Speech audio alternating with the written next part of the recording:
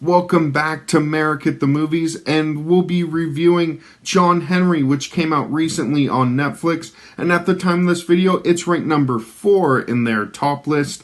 However, it was a movie I really wanted to like, but it ended up being one of the worst movies so far in 2020.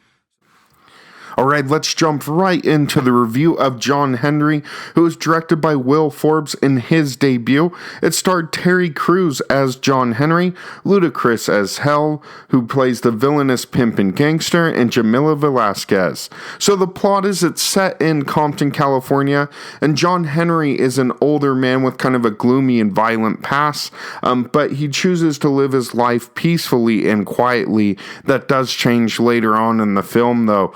John Henry finds an immigrant girl at his house and finds out she escaped from a human trafficking ring ran by John Henry's cousin Hell, who again is played by Ludacris.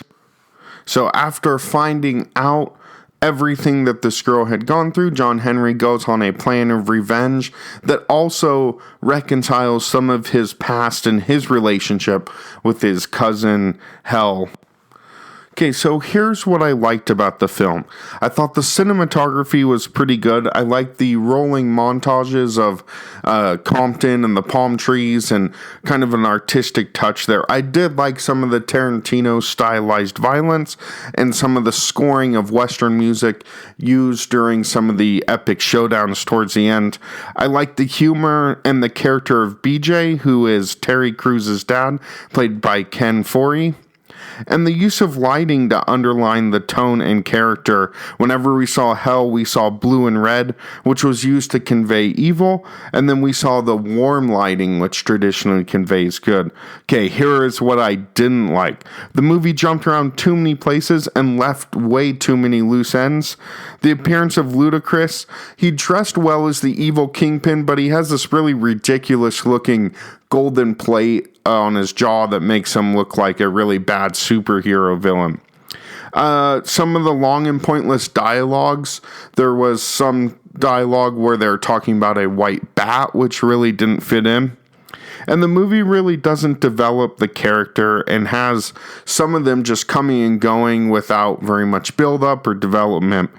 Also, some of the confusing flashbacks, especially the one shot on what looked like a video camera and it had the timestamp of 94. Apparently, we're supposed to understand what all that means in John Henry's life.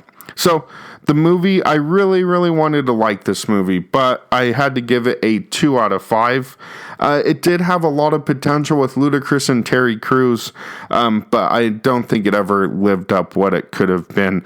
The cinematography was decent enough, and the overall concept and storyline was interesting and some points kept me engaged, but it wasn't enough to make up for the lack of plot, lack of character development, and then some really confusing scenarios and backstory.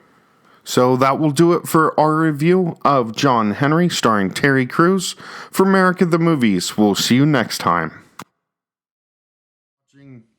Thanks for watching our review of John Henry. If you've liked what you've seen and heard today, please like and subscribe for more great movie content. Until next time, this has been Merrick at the Movies.